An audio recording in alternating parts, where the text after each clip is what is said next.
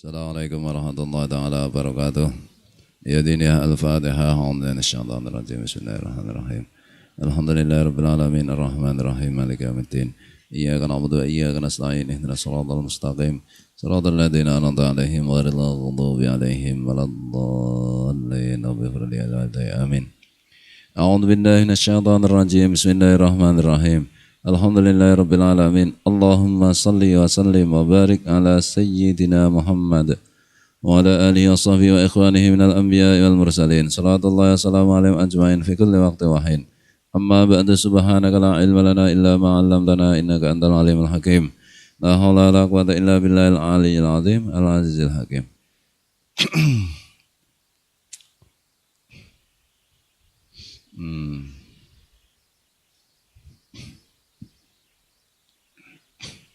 Waqad qala Allah Ta'ala ya.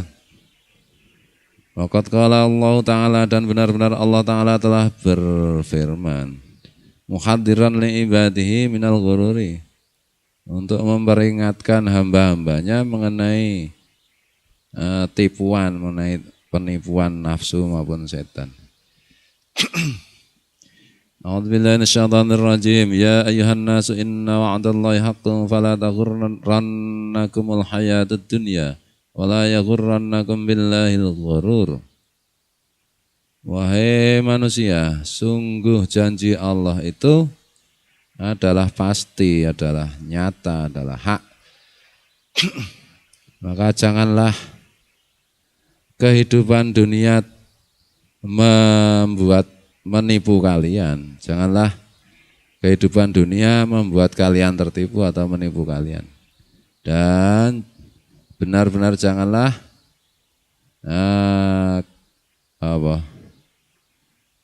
setan menipu kalian, dan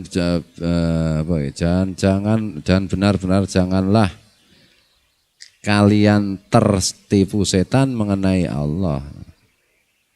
Wahai manusia, janji Allah itu pasti, surga neraka itu pasti, tidak terbantahkan. Maka jangan sampai kehidupan dunia itu menipu kalian, membuat kalian terlena sehingga melupakan akhirat. Jangan-janganlah kalian itu ditipu setan mengenai Allah. Maksudnya, ini ada penjelasannya. Wa qala ta'ala fi ya. Janganlah kalian ditipu setan mengenai Allah. Jadi satu, kehidupan dunia jangan menipu kalian. Maksudnya kehidupan dunia jangan sampai membuat kalian lupa pada akhirat. Yang kedua, setan jangan menipu kalian mengenai Allah. Maksudnya kalau soal akhirat itu, soal dunia itu tidak membuat kalian lalai dari akhirat, ingatlah setan masih menipu lagi, yaitu setan menanamkan keyakinan yang salah mengenai bagaimana cara beribadah, mengenai bagaimana berprasangka kepada Allah. Ini semuanya kan asalnya kan kebodohan. Wa qala ta'ala, Allah Ta'ala juga berfirman fi wasfi ba'dil muhtariyina alladzina dhalla sa'yuhum fil hayatid dunya wa hum yahsabuna annahum yuhsinuna sunna. Dan Allah juga berfirman mengenai sifat-sifat orang yang tertipu, yaitu alladzina dhalla sa'yuhum fil hayatid dunya wa hum yahsabuna annahum yuhsinuna sunna. Orang-orang yang usahanya tersesat di dalam kehidupan dunia dan mereka mengira bahwa mereka itu telah berbuat baik. Usaha mereka waktu di dunia, ini maksudnya ibadah mereka waktu di dunia, perbuatan mereka itu tersesat. Tersesat yang paling besar itu kan tidak Islam, itu sudah jelas tersesat. Kemudian di bawahnya yang lebih ringan yaitu sudah Islam tapi cara ibadahnya salah, mungkin menyangkut akidahnya, mungkin menyangkut apa ibadahnya. Mereka merasa bahwa mereka telah berbuat baik, padahal tidak. Naudzubillah min. Nah, ini karena kebodohan. Makanya kan urutannya itu iman, terus ilmu, terus ibadah. Nah, itu iman. Ya. Turun-temurun kita sudah diwarisi iman Islam. Iman itu termasuk Islam itu. Iman kepada Islam itu. Yang kedua ilmu. Itulah, ilmu itu diperoleh dengan ya mengkaji agama dengan guru yang benar. Entah, guru yang benar itu bagaimana? Yang sanadnya sampai Rasulullah. Entah, sanad gurunya itu sampai Rasulullah. Entah, yang mengikuti Ahlus Sunnah wal Jamaah. Setelah ngaji rutin dengan guru yang benar, dapat ilmu, ibadah. Nah, kadang-kadang antara tiga hal itu ada jarak waktu. Kadang-kadang sebentar, kadang-kadang lama. Setelah iman misalnya, orang dulunya enggak Islam terus masuk Islam, iman, Islam. Enggak mau ngaji, 3-5 tahun kemudian baru ngaji, dapat ilmu. Ilmunya pun mengamalkannya mungkin butuh ada jarak waktu lagi. Ya, kadang-kadang sehari 2 hari, seminggu 2 minggu, sebulan 2 bulan, setahun 2 tahun. Bahkan sampai juga ada ilmu yang memang orang itu tidak mampu mengamalkan. Kemudian ngamal dari ilmu yang sudah difahami, sebagian mungkin bisa diamalkan, mungkin sebagian kecil, mungkin sebagian besar. Nah itu. Nah Rasulullah kan memberi petunjuk bahwa makin lama kehidupan ini, kehidupan manusia itu makin urusan dunia makin maju, urusan akhirat makin mundur. Kualitas orang makin turun dari segi ukhrawi. Nah, kemudian pangkalnya sebabnya itu adalah penurunan ilmu. Jadi ilmu mengalami penurunan, pengurangan, degradasi. Entah.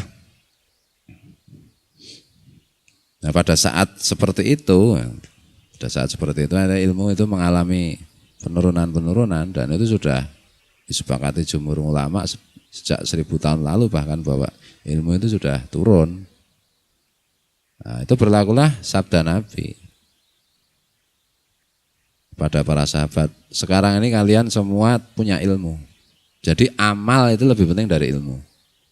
Ada satu saat nanti umatku mengalami zaman ketika ilmu itu tinggal sedikit. Saat itulah ilmu lebih penting daripada amal. Maksudnya itu kurang lebih Allah dan Rasulnya yang Maha tahu. Ilmu iman di zaman Rasul itu selesai. Ada Rasulullah. Rasulullah itulah sendiri sumber ilmu. Kita sumber iman, sumber ilmu di situ. Selesai. Makin lama makin jauh dari Rasulullah kan ya ilmu harus melalui tahapan-tahapan, melalui mata rantai. Maksudnya itu kalau dulu itu bisa serentak antara ilmu dan amal itu bisa serentak, ada Rasulullah itu. Nah, ketika Rasulullah sudah wafat ya urutannya terus iman, ilmu, baru amal. Bisa bolak-balik, tapi tidak bisa iman langsung amal, tidak bisa. Bahkan ilmu itu lebih penting daripada amal. Nah ilmu itu bagaimana? Kriterianya Imam Ghazali kan pengetahuan apa saja yang membuat khusyuk kepada Allah itulah ilmu. Apa saja? Nah itu. Bismillahirrahmanirrahim. Makin kehidupan itu makin mendekati kiamat. Iqtarabati sangah kata firman Allah di Al-Quran. Kiamat sudah dekat. Maksudnya sudah dekat itu terus kayak buku ramalan kiamat itu ada tanda-tanda sudah sekian. Ya tidak, ilmiah itu. Maksudnya dekat itu kalau dibandingkan ketika ayat itu turun sampai hari kiamat dibandingkan dengan ketika ayat itu turun diukur dari penciptaan bumi, proses waktu sebelumnya ketika bumi diciptakan. Nah ini kiamat sudah sangat dekat. Semesta ini kan kira-kira diciptakan mungkin berapa berapa triliun tahun yang lalu kan. Nah kira-kira kehidupan bumi ini ya bertahannya kira-kira sekitar 400.000 tahun lagi. Itulah. Ketika bumi hancur macam-macam nanti semesta das itu kayak efek domino itu. Efek karambel. Kira-kira ya masih 400 atau 300.000 tahun yang akan datang kiamat itu. Bukankah kiamat itu bisa datang kapan saja? Iya memang bisa kapan. Tapi kan bisa diprediksikan. Allah itu membuat aturan ya. Ya kira-kira kiamatnya 300 tahun yang akan datang. Kiamat memang ada dua, atau kiamat besar yang saya maksud itu kiamat kubro, kiamat semesta. Kalau menurut ilmu geologi kan kayak begitu. Ilmu geologi apa? Ya, kalau kiamat kubro itu kan kematian orang per orang, masing-masing orang yang mati itu kan mengalami kiamat, itu bisa kapan aja.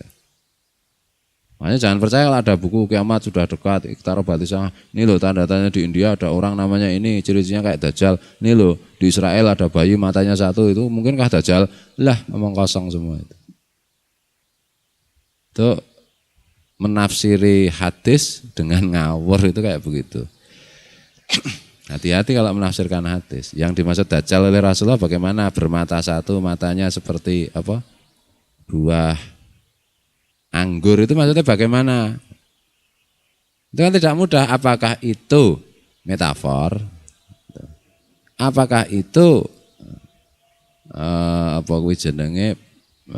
ilustrasi Rasulullah yang faktual? Ya, kita belum tahu. Nah, kita bisa mendekati secara ilmiah bagaimana misalnya kemungkinan kiamat itu bumi misalnya tanda-tandanya bagaimana? Bisa dipelajari itu. Itulah sunatullah. Itulah ilmu pengetahuan alam, itulah sunatullah.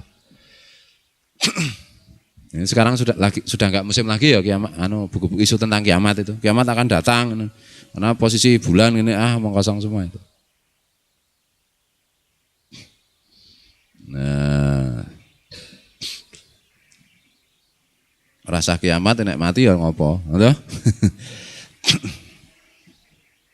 Terus apa gimana? Banyak juga ilmu yang tidak bisa diamalkan. Makin kehidupan tuh makin mendekati kiamat, makin banyak ilmu yang manusia tidak mampu mengamalkan. Contoh misalnya begini.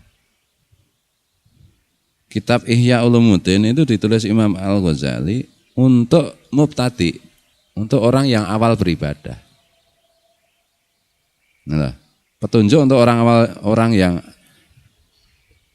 Islam anyaran itu, ibadah anyaran.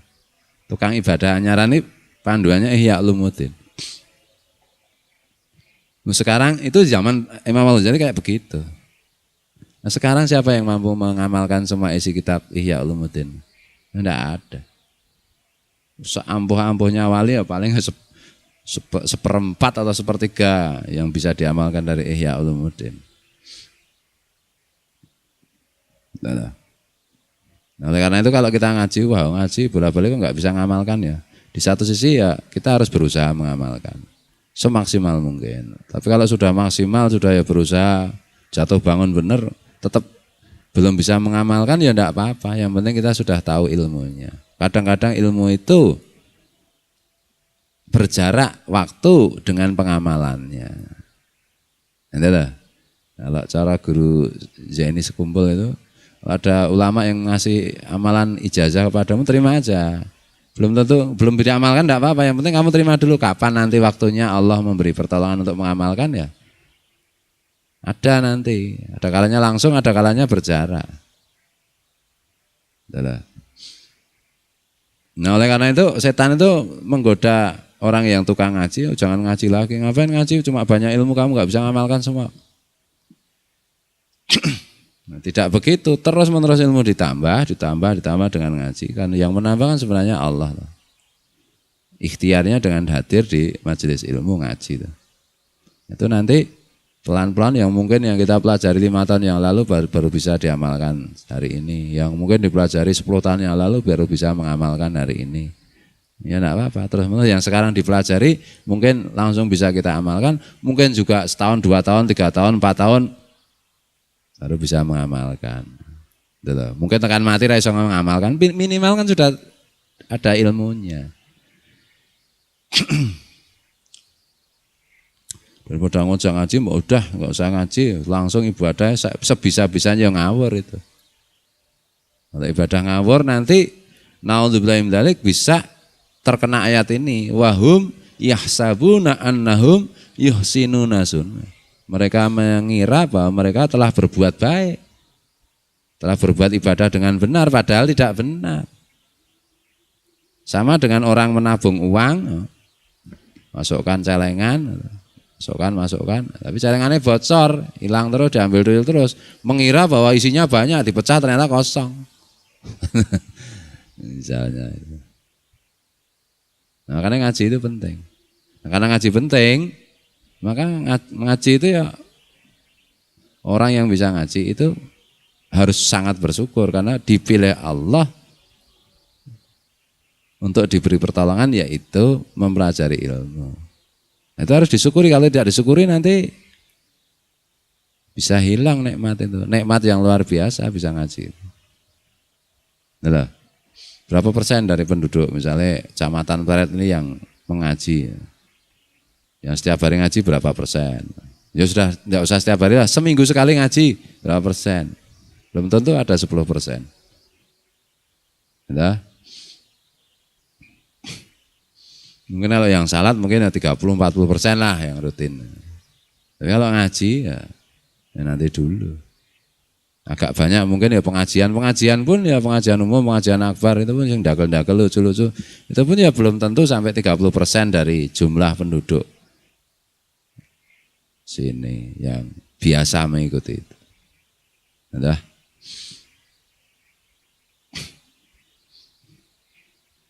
Bismillahirrahmanirrahim. Ya karena pahalanya besar banget kalau kita dulu membaca hadis-hadis Rasulullah mengenai pahala orang mencari ilmu. Tapi jangan digunakan untuk pembenaran, yang penting saya ngaji, mengamalkannya terserah saya, semau-mau saya, tidak ada upaya sedikit pun, tidak ada keprihatinan sedikit pun untuk mengamalkan, yaitu namanya tidak mensyukuri nikmat Allah berupa menjadi santri. Santri maksud itu tukang ngaji. Ya harus ada upaya, harus ada upaya. Ikhtiar semaksimal mungkin, jatuh bangun. Hasilnya ternyata kan ya belum bisa, ayo pasrah kepada Allah, tidak putus asa dari rahmat Allah. Serius gitu loh, tidak boleh semaunya sendiri. Misalnya tukang ngaji, perilakunya semaunya sendiri, yang penting ngaji nggak bisa. Tidak cocok itu. Ya dah. Ilmu yang baru diterima juga nggak diamalkan, ilmu yang 10 tahun lalu diterima juga nggak diamalkan, ya nggak ada yang diamalkan, terus gimana? Nah, ini loh. Kalau banyak ilmu tidak bisa diamalkan, maklum. Tapi kalau tidak satu ilmu pun diamalkan, ya kacau tau.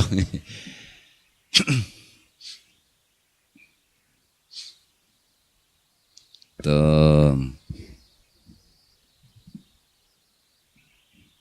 Biasanya anak muda itu sekali lagi titik yang paling sering dialami anak muda itu adalah malas.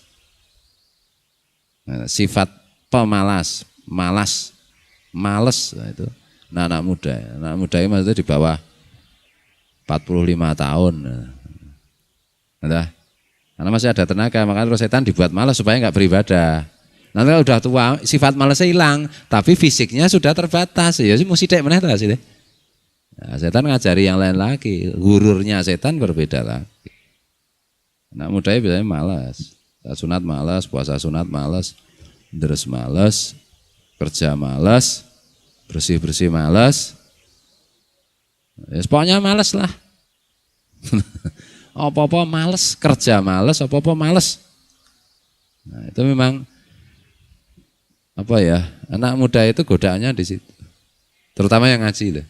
Di mana-mana sejak zaman dulu yang namanya santri itu, muda-muda yang terkena penyakit malas itu. Bukan untuk pembenaran berarti saya malas ya benar Pak. Ya enggak, itu kamu cuma bagian dari pecundang para santri itu. Itu loh kalau kamu menjadi pemalas. Santri yang benar ya rajin, tekun, konsentrasi, ya, diam-diam menghanyutkan, nah kowe. Sudah berkali-kali ya saya ceritakan mengenai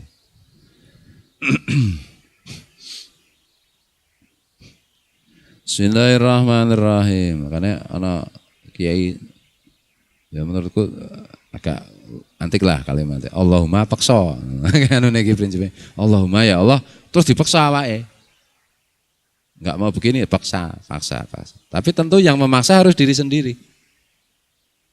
Saya termasuk kurang cocok dengan misalnya dipaksa oleh lembaga yang berlebihan. Maka di sini orang atau peraturan salat tahajud bersama enggak ada. Entah sing ringan wae salat duha, entah. Terus harus ndoro sekian enggak ada, karep-karepe. Karena memang harusnya setiap orang itu memaksa dirinya sendiri. Itulah. Nah, saya memilih tarbiyah seperti itu. Tapi di tempat lain ya bukan berarti kita pasti lebih benar, lebih baik juga tidak. Ya relatif lah semuanya. Semua kan ikhtiar, pilihan berdasarkan akal sehat dan ilmu. Beda lagi misalnya pondok-pondok seperti pondoknya Kitim. Di sana kan nonton TV nggak boleh, di sini boleh. Dengar radio aja nggak boleh, punya handphone nggak boleh.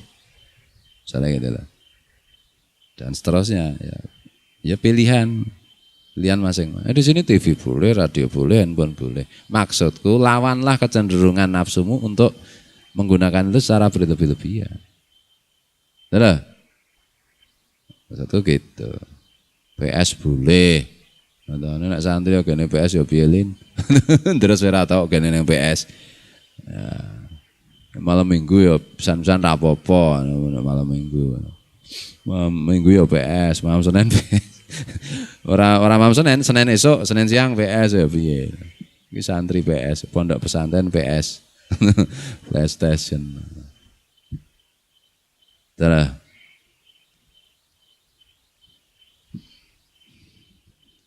dan kalau ini untuk anak-anak muda itu enggak usah melihat temannya. Temanku malas, itu kan temanmu. Nanti istrinya temanmu dan istrimu tuh beda loh. Anaknya temanmu dan anakmu beda loh. Ya toh? Kuburannya temanmu dan kuburanmu juga beda. Itu loh. Orang itu kan ada kebersamaan. Ada memang manusia itu makhluk sosial bersama-sama saling ta'awanu 'alal birri wa taqwa, tolong-menolong dalam kebaikan dan takwa. Tapi kan juga makhluk individual. Itu loh.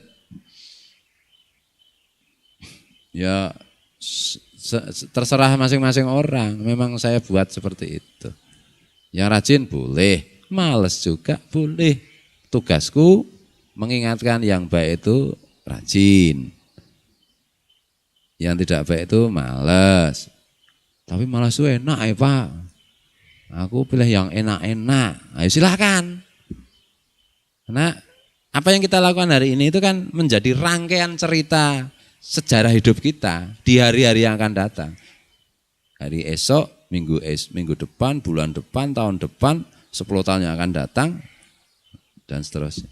Panjang angan-angan Pak, kan belum tentu besok masih hidup. Lah iya, memang belum tentu. Tapi seandainya besok mati pun, kamu sekarang rajin, baik. Rugi Pak, saya hari ini rajin ternyata seminggu lagi mati, kan rugi. Wah, kok rugi piye ta? Nah, banyak orang tidak paham bahwa hal-hal yang baik itu, seandainya Allah tidak menyediakan upah sekalipun, itu sudah mulia, sudah nikmat. Betul? Sudah mulia, sudah nikmat. Apalagi Allah itu menyediakan upah pahala dunia dan akhirat. Karena siapa? Rabbingah al-Adawiyah. Jika surga dan neraka tak ada, masihkah kau menyembah Tuhan? Itu bukan berarti surga atau neraka tidak ada atau tidak penting, tidak. Rabbingah itu menjelaskan bahwa ibadah itu sendiri itu sudah nikmat. Apalagi masih disediakan surga. Itu loh. Bahwa maksiat keburukan itu sudah neraka. Sebelum masuk neraka itu melakukan itu sudah penderitaan. Maksudnya ngono kuwi. Nak njur gagah nak aku surga ora penting. Lah cangkemmu nyuk. Jok ngawur lah. Kowe radong maksudnya apa? Rabi'ah Al-Ngadawiyah. Rabi'ah Al-Ngadawiyah itu sufi perempuan itu sedang menjelaskan, adalah menegaskan bahwa perilaku baik itu sudah nikmat. Melakukan perilaku yang baik itulah nikmat. Karena sesuai dengan fitrah kita. Betul? Sesuai dengan fitrah manusia, yaitu berbuat baik. Manusia itu diciptakan Allah, cocoknya berbuat baik. Maka ketika berbuat baik pas. Nah, kalau berbuat tidak baik tidak pas terjadi ibaratnya bumi itu gempa itu. Bumi kan pasnya itu kan tidak gempa. Ada? Pas nek ora gempa ini. Tapi gedek ya ora enak to, ora pas to kuwi. Begitu juga diri kita itu, rohani maupun jasmani kita itu. Cocok iki ibadah, berbuat baik. Karena semua perbuatan baik itu kalau didasarkan iman Islam kan namanya ibadah. Nah itu pas, cocok, enak, nyamleng. Nah lah. Tapi enggak enak ya Pak, syarat macam. Nah, yang membuat tidak enak itu adalah setan. Nafsumu. Nah, ketika kamu itu membiasakan, nanti kamu akan tahu halwatul ibadah, manisnya ibadah. Nah, dipikir misalnya, minuman keras itu kan pahit, enggak enak. Orang andel takon obreng. Goyang ora? Misal. Tapi kenapa seolah-olah peminum itu merasakan enak dengan pahitnya dan ngombe saking pahitnya gitu. Nah, kita lihat orang minum itu. Nah, karena setan yang ngajari. Kalau jujur kita ngomong, enggak enak ta itu. Kopi pakai gula atau teh pakai gula, manis yang halal itu. Lebih enak ta sebenarnya. Tapi setan itu kan mendidik untuk menikmati yang tidak enak itu. Ya memang kelakuan setan kayak begitu sih. Entah. Mana enggak Mister Tukul, Mister Tukul. Bukan empat mata. Aku bukan menyuruh kalian untuk melihat bukan empat mata Tukul loh. Di situ ada wawancara. Ada orang itu melihat di kamar mandi, melihat jin. Jin kan sebagian dari setan kan wujudnya jin. Kamar mandi. Sedang apa? Jin itu. Singkat cerita. Sedang menjilati. Menjijikan banget. Pembalut perempuan. Oh. Kayak begitu. Ya memang setan tuh kayaknya yang jijik-jijik kayak begitu. Itu loh. Makanannya itu kayak gitu. Nah, derivat atau turunannya perilaku-perilaku buruk itu sebenarnya kan semua menjijikkan seperti itu. Enggak enak. Lah manusia kan diciptakan fitrahnya itu tidak jijik-jijik kayak begitu. Makanya kalau di neraka itu digambarkan Rasulullah nanti minumannya nanah, darah busuk, ini dan itu. Iya memang kayak begitu kok.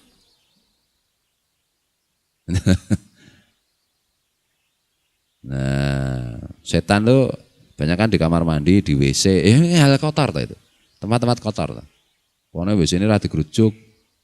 Santri itu membuang bom atom, lupa digerujuk. Wah, setan dong rumpuk, didilati setan. Kalau nek pas anu nih kok eok nih kok.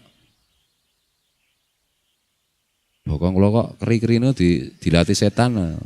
Nek aku jan bokong murah normal. Dilatih setan gue ora krasa Kang. Gitu loh. Jadi sebenarnya kayak seperti itu. Nah, sebelum kita itu melakukan satu perbuatan kan harus bisa membedakan yang baik dan yang benar. Itulah ilmu. Betul. Yang dimaksud di sini wa hum yahsabuna annahum yuhsinuna sun'a itu. Mereka mengira telah berbuat baik itu. Mereka melakukan hal-hal yang dikiranya baik padahal itu kan buruk. Misalnya kebiasaan orang-orang kafir minum minuman keras. Mereka merasa bahwa meminum minuman keras itu kan baik. Betul. Ya ada sebagian yang sadar, oh ini enggak baik. Tapi secara umum mereka itu menganggap ini ya memang hidup itu harus begitu seperti itu, minum minuman keras seperti itu. Memang hidup itu tidak usah sholat, misalnya gitu. Ya mengira itu yang benar ya begitu. Semua dosa sudah ditebus oleh anak Tuhan. Enggak masuk akal itu. Dosa kok ditebus gitu. Ya apa gunanya Allah bikin surga, bikin neraka, bikin pahala, bikin dosa. Kalau orang semua udah tebus gitu, bos, pokoknya kalau percaya pada anak Tuhan, semua udah ditebus. Enak bener. Dan mereka yakin kayak begitu. Jadi menatap kematian dari masanya swarga, jebulannya cegur neraka. Nggak masuk akal lah. Dan yang penganut aliran nggak masuk akal seperti ini, toh ternyata juga nek cara sekolah ya ono sing dokter, ono sing profesor. Kok bisa? Aneh tak gue? Aneh tak? Oh di dunia aja ada hukum sebab akibat ya. Dengan konsep keimanan yang seperti itu, semua dosa sudah ditebus. Akalnya itu di mana gitu loh? Keadilannya itu di mana gitu loh? Nah itu loh yang. Dan itu penganutnya ya, oke tau sing sekolahnya tinggi, dur-dur. Itulah yang disebut hidayah atau tersesat itu sih itu. Inna huda Allah. Sungguh petunjuk itu yang memberikan Allah. Yahdi may yasha.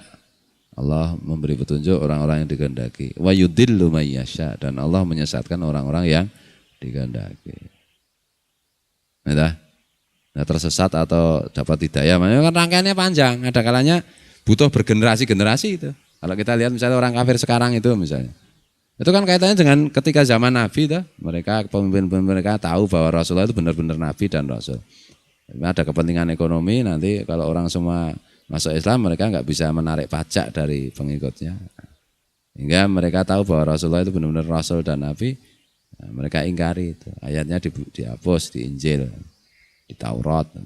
Ciri-ciri tentang Nabi itu tentang Rasulullah sama dihapus. Kan sesat menyesatkan, bergenerasi kemudian diprovokasi Islam itu menyembah batu yang bernama Ka'bah macamnya gitu. Ngono ki lho carane nerangke Islam itu supaya anti Islam ki. Di media sosial kayak banget itu. Gitu. Nek ketemu kayak begitu gimana? Oh, rasa diwaca tinggal. Oh, tapi kan harus diluruskan, wong setan kok tak luruskan, mbok sak ceke nek kowe itu tinggal aja rampung, blokir titik. Berani debat malah kowe dhewe malah hatimu ra penak.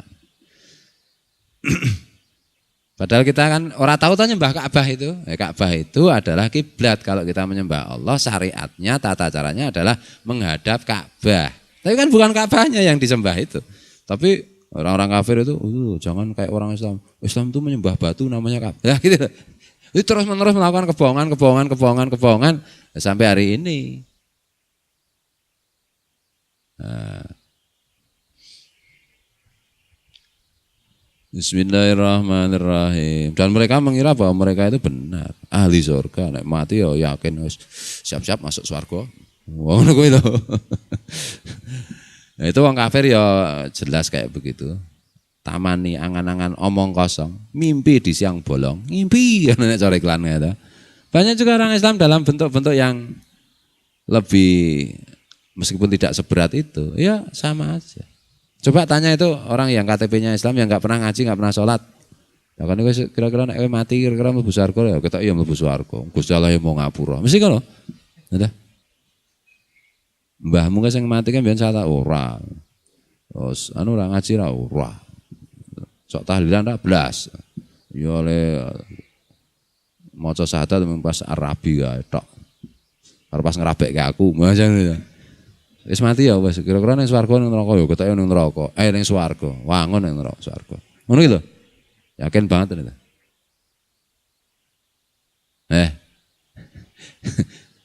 Yakin nek mlebu swarga. Padahal nek golek dit ra tau yakin. Kowe ora nyambut gawe. Yakin aku entuk dit ra nyambut gawe ra iso. Ora nyambut gawe ora entuk dit tenan. Ngono to. Meng golek dit kuwi. Ya ta? Meng golek dit kowe nek ra temandang ki ra yakin. Golek swarga kok ora temandang kok yakin ki.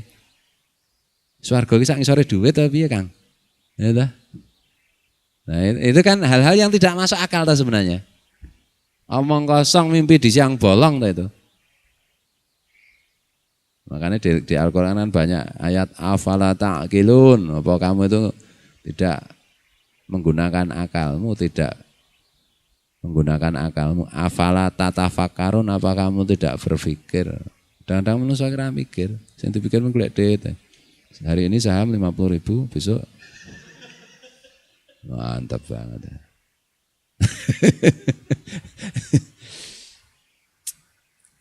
Nah, itu. Makanya disyukuri kita jadi santri. Caranya disyukuri apa-apa ki gembira dulu. Nek cara pendekatannya guru sekumpul kan gembira dulu, seneng dulu. Pokoknya tinggal adanya itu cuma enak dan enak banget. Nek cara kayak Abdul Muhid, Allah yarham, itu orang beriman itu seperti orang yang ada di kasur, tidur di kasur. Mengkurep ya empuk, ngelekar ya empuk, miring kanan empuk, miring kiri empuk. Ini sudah enak jadi orang beriman. Disyukuri imannya dulu. Nek gembira, itu nanti kita digoda setan itu rada angel setan. Wong setan iki senengane iki susah-susah sedih-sedih. Ngono to? Pendekatane iki. Kita digawe seneng sik disyukuri. Kemudian pelan-pelan dikoreksi, kemudian diri kita dikoreksi. Kemudian ibadah pelan-pelan dikit demi dikit. Betul. Carane ngono kuwi. La tahzan, janganlah bersedih. Dosa ya sekarang istighfar karo nangis selesai. Adalah sebaca dosa ya wis istighfar nangis. Besok nyuwun tulung Allah, meminta tolong kepada Allah jangan sampai terbius bujukan setan dan hawa nafsu sehingga tidak terulang lagi. Ya itu ta. Ana kowe, Mbak. Bismillahirrahmanirrahim. Zaman aku usia 20-30 itu sak generasiku itu fisiknya lebih kuat. Lebih segar pikirannya sehingga melakukan hal-hal itu kayaknya lebih ringan lah. Melakukan aktivitas lebih ringan. Sekarang itu loyo lesu. Mungkin karena zamanku dulu usia 20 tahun itu belum ada handphone. TV ya mung TVRI, mari mati nonton ketoprak Sabta Mandala. Dengan pemain kancil, ada. Mari mati ya film kartun meng Space Ghost kae. Karo Dani manusia purba. Ada. Karo berita dunia dalam berita, ngantek dadi lagu dunia dalam berita. Berita dalam dunia. Saya pikir-pikir katrak ya. Tapi tidak capek loh saiki iki. Wis ngono kuwi terus, ya ta? TV ya saluran pirang-pirang apa nek nang band spot ae. Langganan kabeh ana 1000 salurane modar. Sing didelok sing ndi, ya ta? 24 jam lagi semuanya. Wah. Jane ana benere kita mengurangi handphone, Ya kita mungkin tidak serawong di sini itu secara fisikly nguzlah kita. Ya. Nuna ya nek ceklane ade media sosial terus ya Facebook, Twitter dan lain-lain itu ya. Ya jane kita serawung to kuwi asline iki. Ini mikir-mikir ya. Hakikat serawung tidak serawung itu kan bukan sekedar fisik le. Gitu loh. Hakikat nguzlah itu kan bukan sekedar fisik. Ya memang kita tidak punya tetangga di cuma satu lingkaran pondok. Lah ning lewat handphone kita ya bergaul tekan ngendi malah dolan tekan ngendi to kuwi padha karo. Kalau Imam Al-Ghazali itu bilang hakikat nguzlah itu bukan hanya menyendiri, bahkan lebih anu lagi, lebih teliti lagi. Bukan cara saiki umpama Imam Al-Ghazali ditanya itu yang namanya nguzlah bukan hanya menyendiri di Raudhatul Fatihah, bukan hanya di Raudhatul Fatihah, tidak pakai handphone, tidak pakai internet, tidak pakai TV, tidak macam-macam. Tapi bahkan kamu itu tidak mengangankan apapun kecuali yang pantas kamu angankan. Bukan sekedar diam, bukan sekedar merem. Merem diam itu belum ngozlah kalimat. Nah, kalau pikirannya berputar-putar kemana-mana, nah, gitu loh. Yang Indonesia kan kita. Nah itu yang menurut kemungkinan besar yang membuat generasi sekarang itu cepet capek, ringkih, ya, gampang lara ya kan delok Samo, CS ya. Aku mbiyen ora tau lara ya. Lara demam ngono ki. Ngombe puyer cap montor mabur ya. Turu kurkupan ngono tangi mari sane. Nek saiki ku dadi macam-macam. Nah ini biyen ya ora ana taro, ora ana ciki-ciki, ora ana macam-macam. Mari mati bakwan ronro. Ya ta. Ora ana ya mangan sarimi Indomie kan terbatas banget to mbiyen.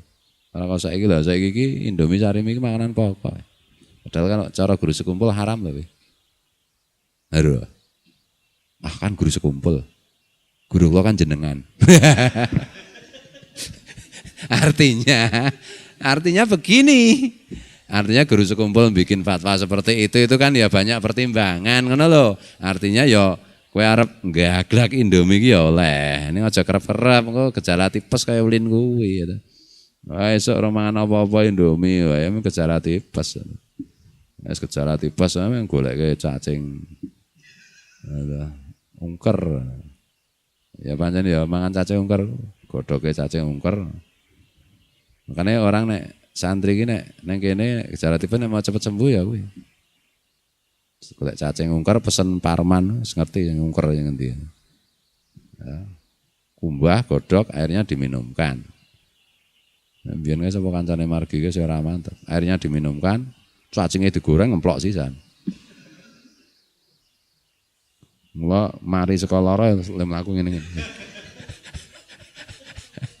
Bar ku nek turu mubeng. Kok cacing ungker. Koluwing bareng itu. Deloke santri anggere turu nglingker. Tau gejala tipes mbiyen itu. Jadi diistirahatkanlah dari handphone dari HP. Mane di satu sisi teknologi ya bagus untuk nambah pengetahuan. Jadi di satu sisi ya membuat capek. Nek capek wis rasa apa-apa, wis tele-tele. Nyambut gawe males. Apa-apa males. secara psikologis, secara psikis itu udah capek. Nah, Pak Ade gawe pekan tanpa handphone, internet dan TV no ya. Sekali-sekali ono setahun pisan. Seminggu ora nyekel handphone, ora nyekel TV, ya ora nyekel ming delok. Ini itu. Saya kira itu bisa menyegarkan. Orang main game. Karena main game, misalnya game bal-balan. Wah, ngono iki lebih capek loh daripada main bal beneran. Jadi lebih capek karena sing nek game itu sepak bola kan mata dan tangan. Kadang-kadang nek sama ngantek tekan apa jenenge pipi rong barang. Ngono to ya kabeh anu to. Lebih capek nek bal-balan kan seluruh badan itu. Ya ta? Kesel pikirannya kesel nek bal-balan iki kesel sepak bola beneran itu yang keselan badan. Baru gue turu gledak. Malah bal-balan ora tau melu. Aku bayangke nek ramai melu bal-balan piye cocoke kiper apa striker ya. Kon kiper ono malah ditendang musuh ngono. Mbuh gol to. Lah piye tak nangke wae iki mah ora ngerti ya. Aku ki agek main bal-balan dhewe ngono belane. Ya Allah. Bismillahirrahmanirrahim. Kok nek wis tuwa iki kaya sak aku ngono, sak Pak Ogleng ngono iki. Apa meneh sak Pak Agus Pleret. Wong ngrib bal-balan ku kesel tenan rasane iki. Mbiyen iki bal-balan iki di bawah 30 tahun ngono iki kesel iki sak jam 2 jam rampung. Lah nek saiki iki kesel iki tekan 1 sore wae saya kesel aku le main padahal kemis sore ta nek ora dipijeti ra dibuka Erwin malah mijet kleru ah mas saya. Ini Erwin ana lagi. Ini lho mumpung isih enom. Pacaulin bae bal-balan. Wong isih enom sesuk nek umure 80 tahun kan melu bal-balan wis ra iso. Ya apa mau iso ya wong nendang pisan semaput sak jam. Prit ngono kowe nendang pisanan kowe dadi striker kan tendangan pertama dari striker. Tendang deal ngono terus kowe semaput 2 jam. Kowe sadar ki bal-balan wis rampung kowe. Ngomong apa ya bal-balan? Wis rampung. Oh ya wis wong semaput.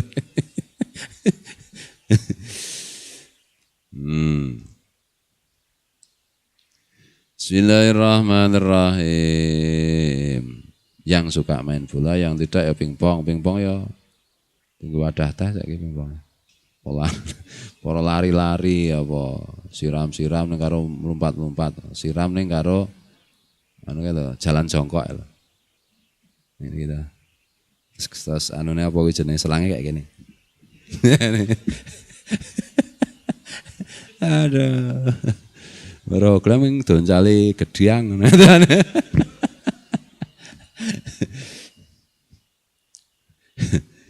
Bismillahirrahmanirrahim. Nek ora ya malas-malasan akeh itikaf ning masjid, itikaf ning masjid itu diam. Diam di masjid terus meneng wae. Kaya kawi ya ngenteni azan bar azan zuhur aku ora teko-teko tak injen.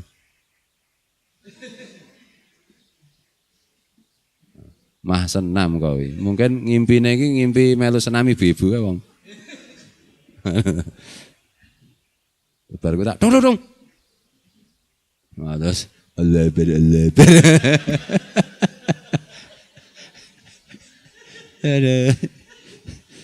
Wah. Terharu.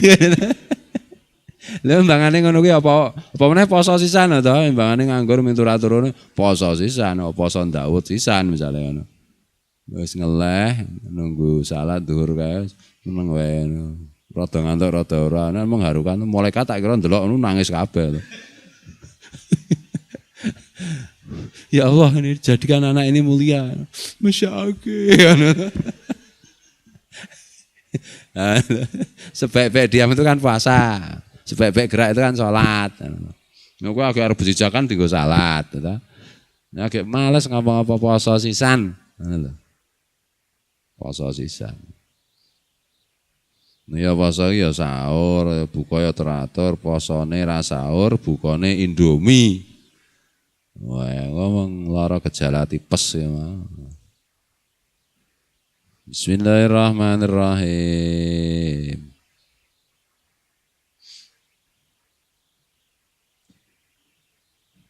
Apa jenenge? Bojoku ya usul ya. Berdasarkan ada santri yang usul ibu-ibu. Bagaimana kalau pondok bikin senam ibu-ibu? Aduh. Nah, teneh margi seneng.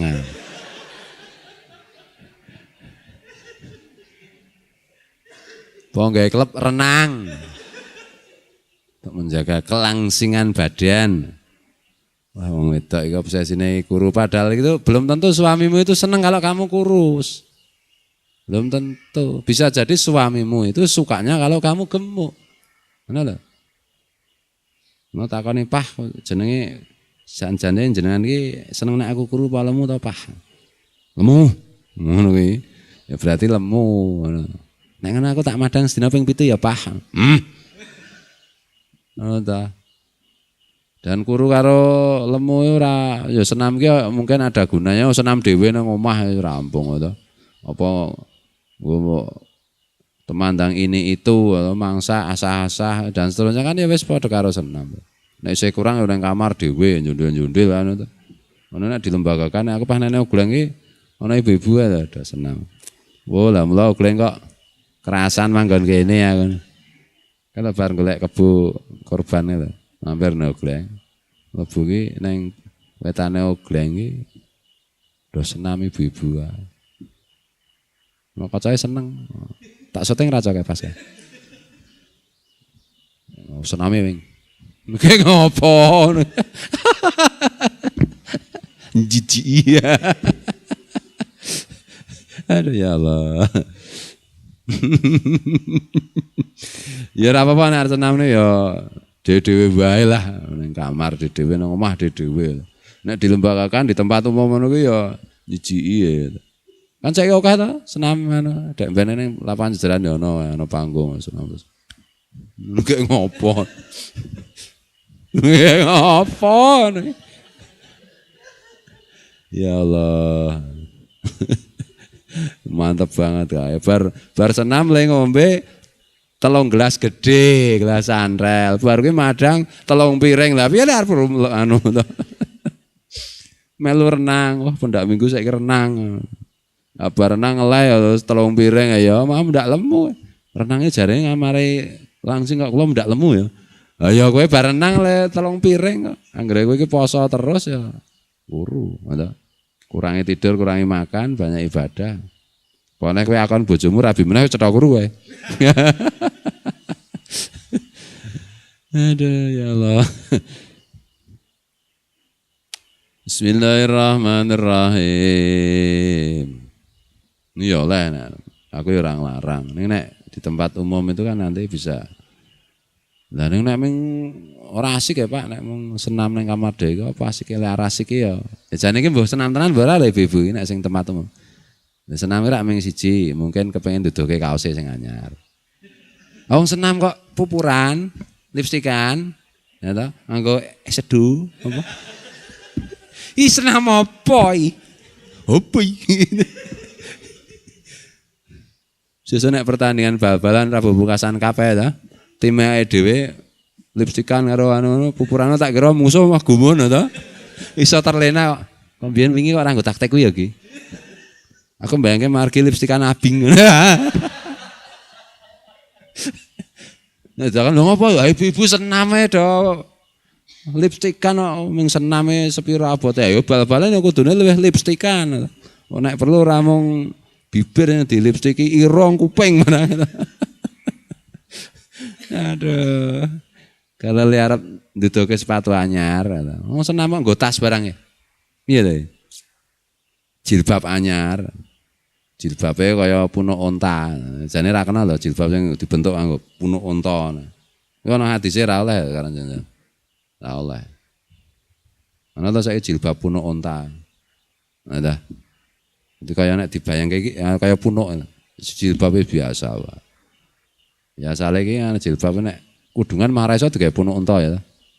Mbiyen nek kudungan ini serampung, ya. Pepete ra nang kudung anduk wae iso, ngono ta. Nek saya wis dibentuk-bentuk miring dono. Kadang-kadang ngantek ngene, kaboten kene.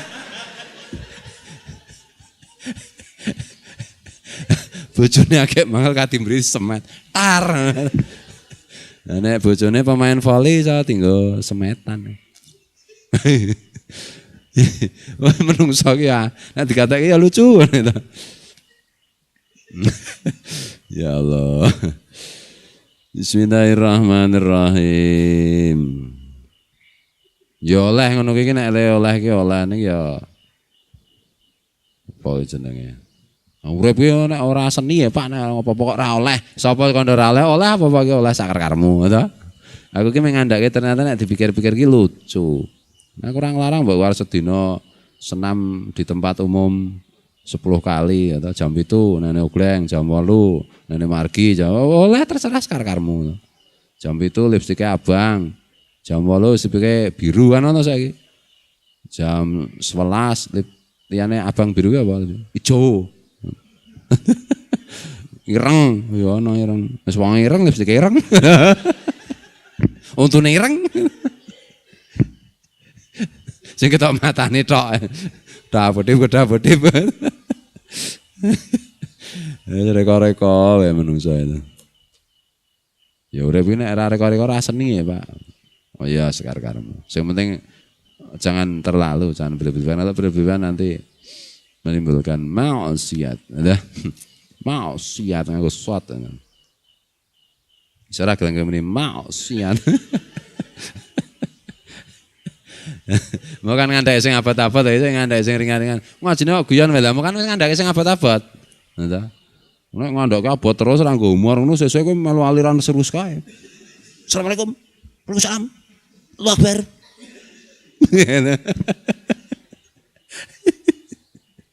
Lagi margi kita ajak gojek terus. Ndai buat ajak serius. Lah aku rada males buka kitab fikih Fathul Wahab macam-macam sing ngaji fikih, sing ngaji margi ya wis, baru ngaji saya. Arep menggok lagi jaguyan wis serius. Ngono. Saya kan kata wong Islam serius, kencang.